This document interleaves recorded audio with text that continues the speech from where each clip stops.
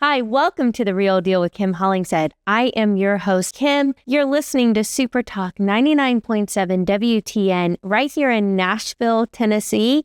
And guys, we air every single Sunday from 5 to 6 p.m. Love bringing education and a little insider knowledge to my listening audience. I want to start today with something that's maybe a little more personal. And I want to start with my dad. My dad is a baby boomer. He was born in 1946, and he grew up in New Mexico.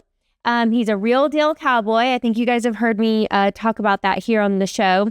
And I've been thinking a lot about him this week because think about the way that he was raised and his entire generation has been raised. And I know that I am not the only person who is hearing this right now, but I keep hearing the word boomer thrown around like it's a punchline. Like it's meant to describe somebody who's slow with the phone. You know, they're behind the times. They don't quite get what's going on around them. And every single time that I hear it being used that way, you know, I think about the man who raised me and everything that he and his entire generation has been through. And I just think, man, you are so disrespectful. Like you have no idea what you're really talking about. Because here's the truth about the baby boomer generation. I love my dad. They are amazing human beings. I still get to work with a lot of baby boomers still to this day. My two older sisters are Gen X. I think I'm technically a millennial. I'm like right in that that part of the generation 1980 is quite right on the edge. My little sister is a millennial, and then I've got two Gen Z little brothers. Okay. And my sisters are tough. They are some tough cookies. And I think the reason is because they were raised just kind of closer to that time frame. They were both born in the 1970s. And I watched my dad, and he was raised by people who were born in the 19-teens. So they were, you know, in early adulthood during the Great Depression, World War II, the Korean War. They're just a very different group of people. And so, you know, I think about the baby boomers. I think that every time I hear someone talking about boomers and using, you know, whether it's Candace Owens or it's, you know, some disrespectful person in a New Zealand parliament or whatever it is, that they are using it in this derogatory term. You know, baby boomers are amazing. They don't complain. They are fixers. They will fix something before they go and replace it. I watched my dad repair many times the lawnmower. You know, they know how to fix everything in the house. I remember he even taught me how to change brake pads and change my oil when I was a kid. These are just things that like young people today just will never know how to do for the most part. You know, baby boomers show up when they say they're going to show up. Integrity is a big piece of what makes a baby boomer who they are. And they were raised by people who, you know, like I talked about, they lived through the Great Depression. They fought in the world wars. You know, their parents fought in World War I. And, you know, that got handed down. That kind of, you know, mentality got handed down to the baby boomers.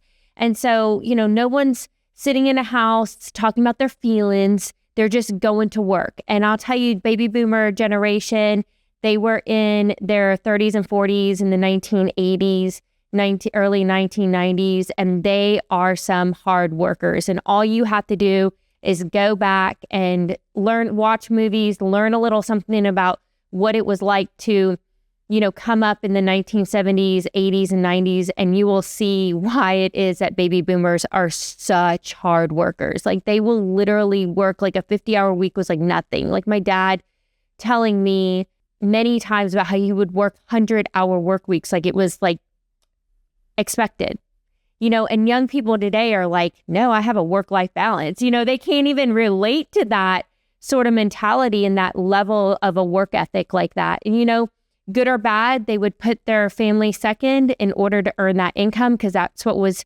expected, you know, decade after decade after decade. It's interesting because I don't think that most people have ever seen it really written down, you know, like in one place, but all the things that this generation has lived through. You know, we're going to get practical. We're going to talk about reverse mortgages today. We're going to talk about things like property tax relief programs here in Tennessee. A lot of you qualify for these programs, and You've never learned about it. You never applied for it. And that's money that we're just leaving on the table. And then in the back half of this program, we're going to dig a little bit deeper.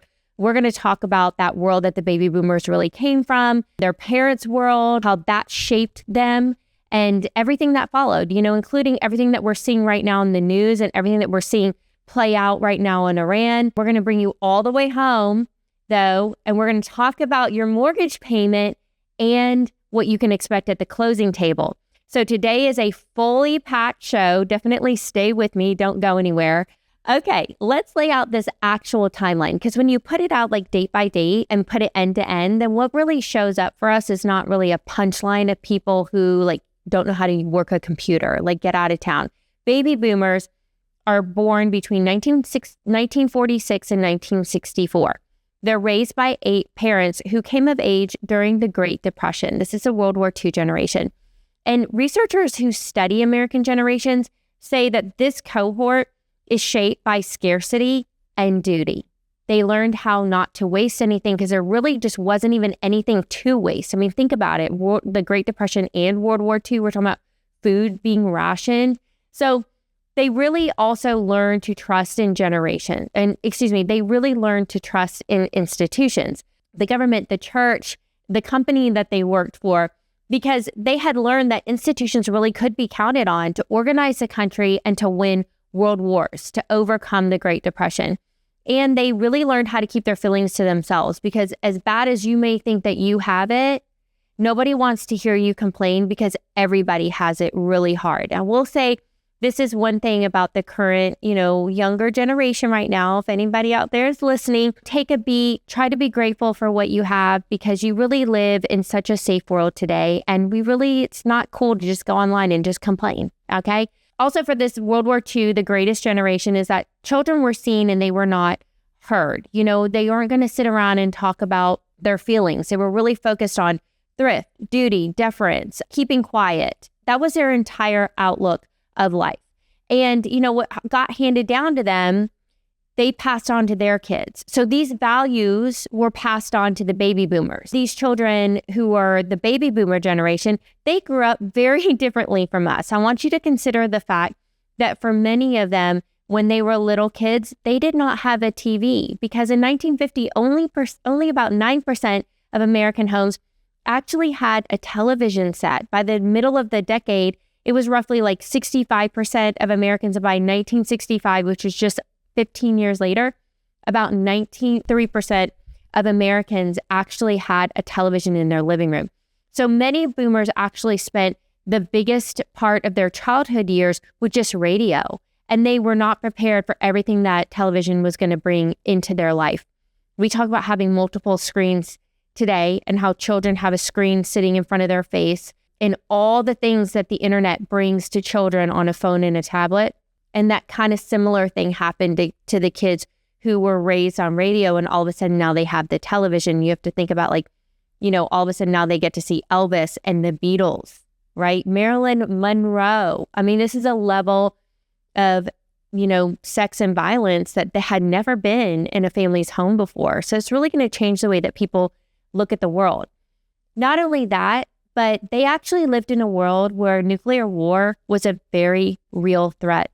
In fact, there was a film that came out in 1951. It was played in the classrooms of kids, and it was of Bert. Bert was a turtle, and Bert would teach the little kids how to duck and cover if they saw a flash of light, because a flash of light could mean that there was a nuclear bomb. I mean, this was not a theoretical threat, because we know that in 1962, because of the Cuban Missile Crisis, the United States and the Soviet Union actually almost entered into a full-blown nuclear war. If you're not familiar with the Cuban Missile Crisis, I really encourage you to go check out that history, because it will absolutely put in perspective for you why it is that the boomer kids, when the Cold War ended in the 1990s, it was such a big deal for them, because for the first time in their entire life, the threat of a nuclear war with the Soviet Union was finally over, and they had that relief and that safety they had never experienced in their entire lives. It's just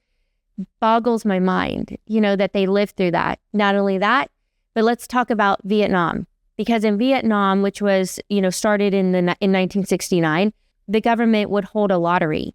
And as soon as you graduated high school, you could end up going off to the Vietnam War. And we know that about 58,000 Americans ended up dying in the Vietnam War. They didn't come home, but about 8.5 million Americans served in that war. So the Vietnam War really touched so many people in that generation. And again, just the feeling of like not being safe and not knowing if you were going to ever come home from a war, that's a level of duty and dedication to the country that young people today, they act like they hate America. Like they can't even put themselves in the shoes of a baby boomer who would be forced to serve in the military. But many, many young men, including my father, actually volunteered and they stood up and said, I want to serve my country. I think that is just incredible about that generation.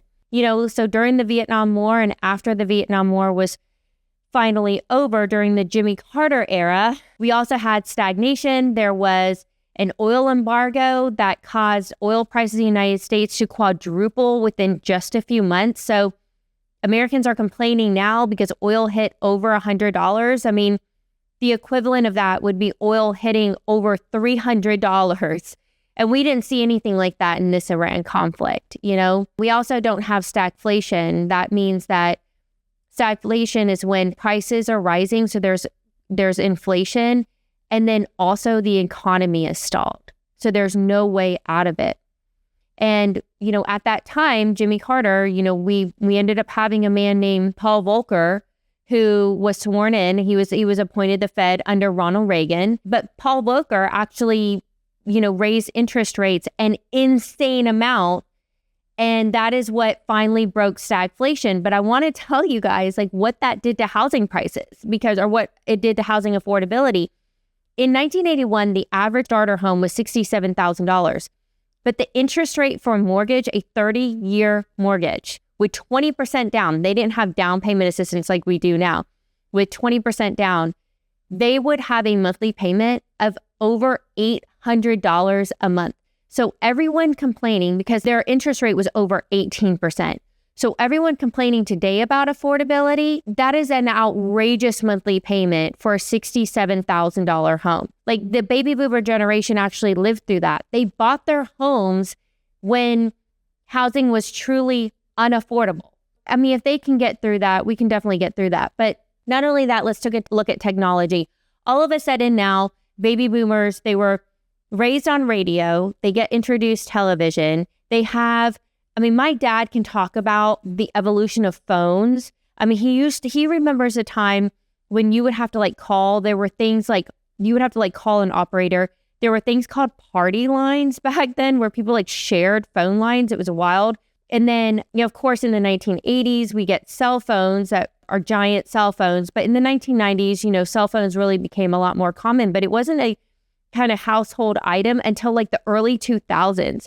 And then you have computers and you have tablets and all the things that, came after that. But for everybody who's listening, the next time that you're tempted to say, okay, boomer, all right, you're just a boomer and you want to be disrespectful about it, I want you to think about this segment and what we're talking about because, to me, boomer is not a derogatory term. To me, boomer is something to be proud of. I'm super proud of my dad. I think he's an incredible human being. And most of the boomers that I know are very, very cool people. So when we come back from the break, you guys, we're going to pick up this conversation because I really want to, kind of go over, a little more about, some tools that are available for baby boomers today that not many of them are taking advantage of. Reverse mortgages, and then also property tax relief. We'll be right back. You're listening to The Real Deal on Super Talk 99.7 WTN. I'm your host, Kim Hollingshead.